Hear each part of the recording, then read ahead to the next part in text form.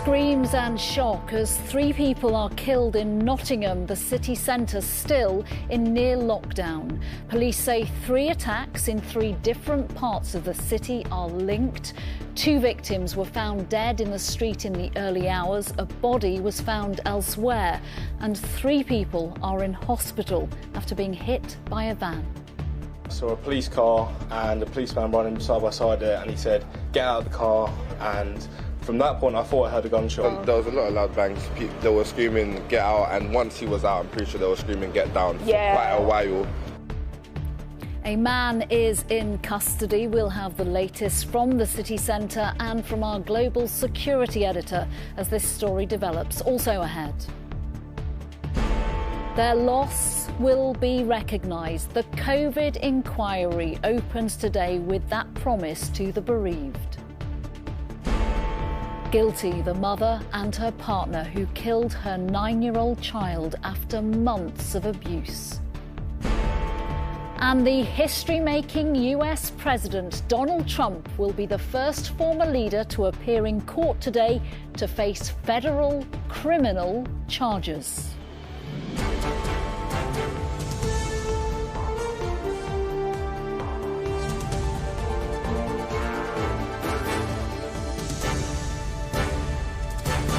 This is the ITV Lunchtime News with Nina Hossain. Good afternoon. The city of Nottingham is in shock this lunchtime after 3 people were killed in a series of violent attacks. The story is still developing. This is what we know so far. Police have arrested a 31-year-old man on suspicion of murder. 2 people were found dead in the street on the outskirts of the city centre just after 4 a.m. this morning. In a second incident, 3 people were injured after a van attempted to run them over. And a man was found dead a mile away from there. Nottinghamshire police say they believe the incidents are linked. The Prime Minister has expressed his shock. With the latest, here's our correspondent, Rebecca Barry. Its windscreen bears the scars. This is believed to be the van involved in what's described as a horrific and tragic incident in Nottingham that left 3 people dead. This footage appears to show a man being arrested in the early hours of this morning. There was a lot of loud bangs. They were screaming, "Get out!" And once he was out, I'm pretty sure they were screaming, "Get down!" for quite a while. He said, "Get out of the car," and from that point, I thought I heard a gunshot. Nottingham city centre, normally busy, now deserted, as police try to find out what happened here and why. Just after 4 o'clock this morning, officers were called to Ilkeston Road, where 2 people were found dead in the street. Police were then called to another incident in Milton Street, where a van had attempted to run over 3 people. They're being treated in hospital. A man was also found dead in Magdala Road. The police say they believe all 3 incidents are linked. A 31-year-old man has been arrested on suspicion of murder and remains in police custody. The man in the driver's seat looked in his mirror and saw a police car behind him. The white van then quickened up to the corner of the street and went into 2 people. Specialist officers wearing what appeared to be stab-proof vests were at the scene. They're trained to help collaboration between the emergency services during major incidents. In a statement, the Prime Minister said, "I want to thank the police and emergency services for their ongoing response to the shocking incident in Nottingham this morning. I'm being kept updated on developments. The police must be given the time to undertake their work. My thoughts are with those injured and the family and loved ones of those who've lost their lives." Many roads in the city were closed during this morning's rush hour, causing widespread disruption. The city's tram network was also suspended. Nottinghamshire Police has not yet commented on whether the attacks are being treated as terrorism and has asked for patience as they continue to investigate. Rebecca Barry, ITV News. Let's go live now to our correspondent Ben Chapman, who is in the city on the street where 2 people were found dead. What is happening there right now, Ben? That's right, I'm on Ilkeston Road, which is where this whole series of incidents began this morning, but there has been a great deal of activity here in the last 3/4 of an hour or so, centred on this property. There are a couple of police officers still outside, but when we arrived here, there was a large group of armed police officers who had sealed off this road and who had entered this property, according to people who were living around here, loudly and breaking the door down. They spent a good 20 minutes inside before leaving about a quarter of an hour ago. There's been a great deal of interest from journalists and also from local residents here, as you can imagine. We don't know yet how it's connected to this investigation, but to give you a sense of the geography, it is just a couple of hundred yards from where this road has been cordoned off since about 4 o'clock this morning. That is when police received that call and first responded and found 2 people dead in the street. It was only then that the investigation moved to the city centre, which is in that direction, which is where that van went into those pedestrians, and those 3 people are still in hospital, and then they found a third body a short distance away from there. A great deal of shock, great deal of uncertainty in this community at what has happened over the course of the last few hours, and a great deal of unanswered questions still also. Yeah, but Ben Chapman, for now, thank you very much. Let's speak to our global security editor, Rohit Khatri. What's your assessment of what may have happened? Well, Ben highlights the unanswered questions there. The most important one, perhaps, is, what was the motive here? And was this an act of terrorism? Well, we don't know. This investigation is 10 hours old, though. And so, we can say with some certainty that the police must have a fairly decent idea of where this is going.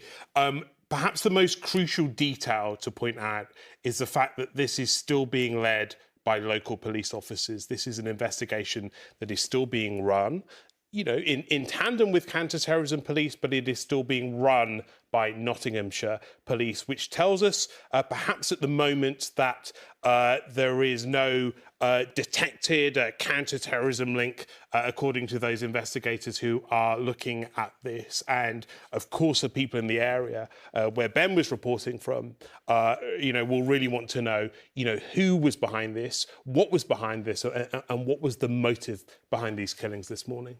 Rohit, thank you very much. Thank you. And of course, you can get the latest developments as they happen on our website, itv.com/news, and we will return to Nottingham before the end of the programme.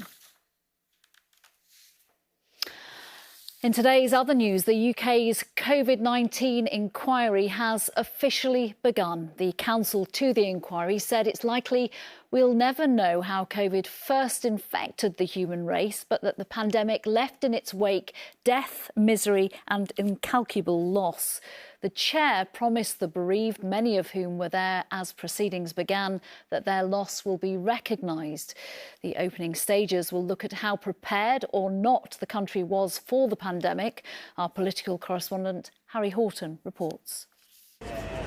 For years, these families have been seeking answers. I'm here to learn what was their level of preparedness. It's about saving lives, it's about stopping this from happening in the future. I'd like to know that the country will be prepared, that they will learn from the mistakes that were made. Today, the questions at the COVID inquiry will begin. Bereaved family members holding pictures of their loved ones lined up outside. Some say they feel excluded from the process. At the moment, only one person has been asked to go and give some evidence out of the 6,500 members. And we've got 20 members who we think have really important evidence about what we see as the kind of weak points of the pandemic response. The inquiry chair, Lady Hallett, saw the families on her way inside. And as she opened proceedings, said she was listening to her critics and insisted their contributions would be heard. It is on their behalf and on behalf of the millions who suffered and continue to suffer in different ways as a result of the pandemic that I intend to answer the following 3 questions. Was the UK properly prepared for a pandemic? Was the response to it appropriate? And can we learn lessons for the future? The COVID inquiry was launched 2 years ago by then Prime Minister Boris Johnson. Public hearings are expected to conclude in summer 2026. The final report may not arrive until 2027 or later, but the chair will deliver interim findings. The inquiry's already spent more than £20 million, with the final cost expected to be more than £100 million. I'm angry. I need questions answered. The inquiry opened with a moving 17-minute film featuring people affected by the pandemic. And she died alone 5 days after my dad. And then the evidence began. The inquiry's lead lawyer said coronavirus took the UK by surprise. No country can be perfectly prepared, but it can certainly be underprepared. Wally Hayes. Outside the inquiry, the names of those who died were read out. Maria O'Keefe. As the long search for answers finally begins. Harry Horton, ITV News. Romilly Weeks is outside the inquiry. Obviously a difficult day for the families there today. What are we likely to hear in the coming days? Yes, Nina, it's been an emotional start to this inquiry, and as you can see behind me, some of the families who lost loved ones are still here holding pictures of those they lost and determined that this inquiry is going to count for them. The video of testimonies that was shown at the beginning of the inquiry was so raw that some people had to leave the inquiry room, taking us right back to the height and the horror of the pandemic and all the suffering that it entailed. But it did underline why this inquiry is necessary and what it is trying to achieve, trying to make sure those mistakes are not repeated. As Harry set out there, the first part of the inquiry is looking at how well prepared the UK was, and the early indications are that the counsel to the inquiry is not pulling his punches. Hugo Keith's KC saying in his opening statement, "It is apparent we may well not have been prepared at all." The why and the how of that is what the inquiry is trying to get to the bottom of over the next 6 weeks, taking evidence from expert witnesses in pandemic preparedness, first of all, and also talking to politicians, asking them to account for why the UK seems to have been so not ready for what hit us in January 2020. Romilly Weeks, thank you. Still to come, security is tightened in Florida as Donald Trump prepares to head to court. And hear how increasing wages could mean more interest rate rises are on the way. Before that, a mother and her partner have been found guilty of killing her 9-year-old son.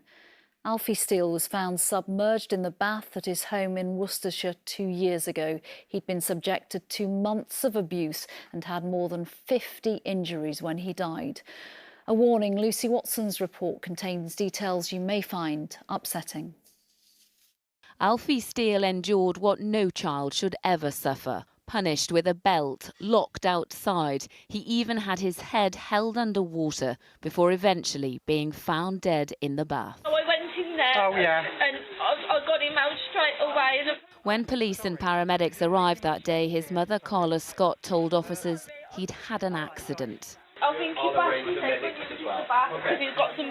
In reality, he'd suffered more than 50 injuries.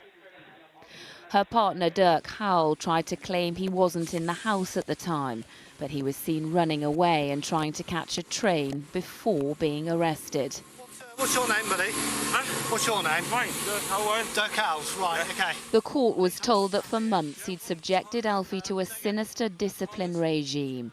The family was well known to police and social services. Howell was banned from staying at the house overnight, but neighbours say he was there all the time. One recorded this audio of Alfie screaming after being locked out of the house.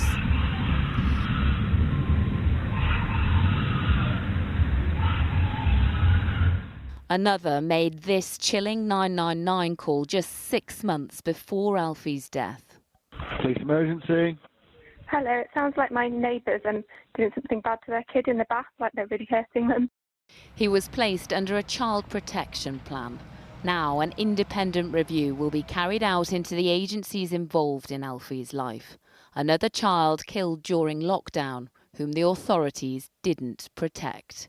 Lucy Watson, ITV News. Security has been tightened around the court in Miami, where Donald Trump is due to appear later. He'll become the first former US president in history to face federal criminal charges, 37 of them over the handling of classified documents. If found guilty, he could face up to 20 years in prison. From Florida, our US correspondent Dan Rivers reports. As former President Trump boarded his private jet, he was flying into the eye of a political storm which is threatening the bedrock of American democracy.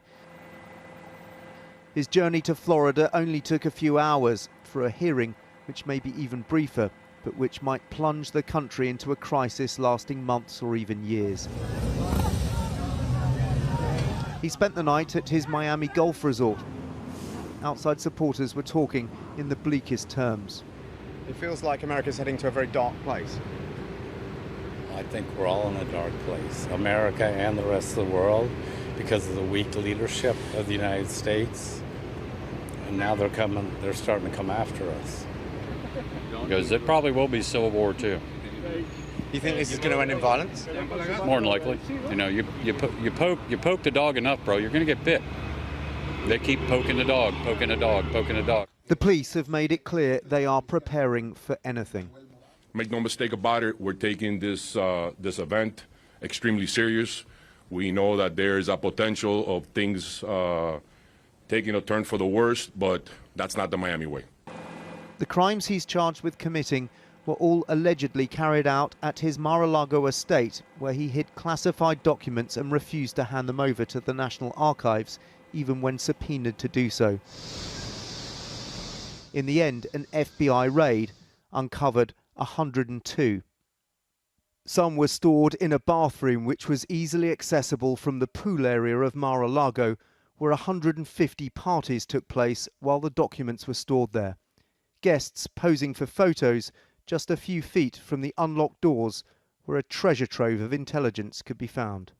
When Donald Trump appears in court, he'll be facing 37 charges, some of which carry a 20-year prison sentence for crimes allegedly committed here at Mar-a-Lago. This indictment runs to 49 pages and goes into remarkable detail, including the fact that he had 6 top-secret documents in his office. Donald Trump's unlikely to be denied bail today, but he will add another new low to his already tarnished reputation, the only president to face federal criminal charges. Dan Rivers, ITV News, Miami.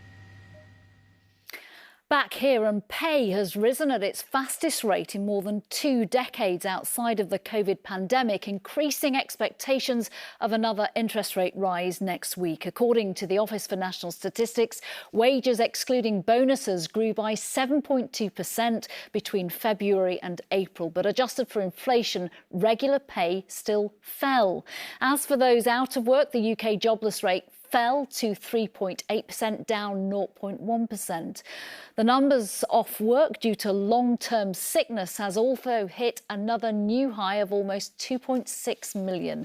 Our economics editor Joel Hills is outside the Bank of England. Lots of concern already about what the bank might do next week, and these figures will only fuel that, presumably.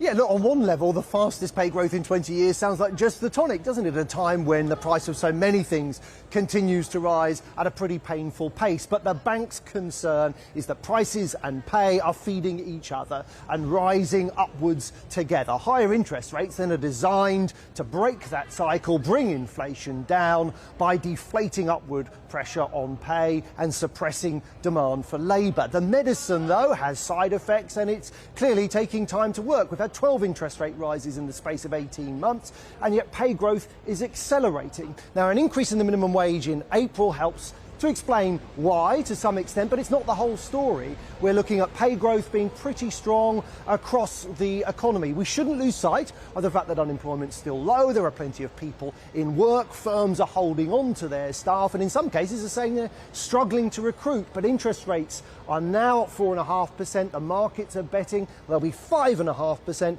by the end of this year. Higher interest rates increases the likelihood of a recession, of course, but they're not inevitable. The market markets do get it wrong. We've seen commodity prices of oil, gas, wheat fall really quite sharply. The hope here is that interest rates, or inflation rather, will fall much more rapidly in the months ahead. Certainly anyone with a mortgage will be hoping that happens. Joel Hills, thank you. At least 10 people have been killed and dozens wounded in an airstrike in central Ukraine overnight. Missiles hit a 5-storey building in Kryvyi Rih, President Zelensky's hometown, and the area was engulfed in flames. People are believed to still be trapped under the rubble and rescue operations are ongoing. Let's return to our top story now and the events in Nottingham in the early hours of this morning. 3 people have been killed, 3 more are in hospital. Ben Chapman is in the city. The police investigation still very much ongoing this lunchtime, Ben. That's right, and in the last hour or so it has been very much focused on this house. A couple of police officers still outside, but in the last hour what we have seen here is a large group of armed police officers break their way into this property, sealing off this entire road as they did so. This is Ilkeston Road. We don't know how this is connected to the investigation just yet, but we know that it's just a couple of 100 yards down this road from here, where it has been cordoned off since about 4 o'clock this morning when those 2 people were found dead in the street. That's very much what started this series of incidents that continued into Nottingham city centre, large parts of which are still cordoned off as police investigate what happened there. A van attempting to run over 3 people who remain in hospital, and then a 3rd person found dead a short distance from there. Lots of unanswered questions, lots of shock and uncertainty in this community about why this has happened and who was responsible. Ben Chapman, thank you very much. And we will have more on the events in Nottingham throughout the afternoon on our streaming service, ITVX, and of course on tonight's evening news at 6:30. From me, though, bye-bye.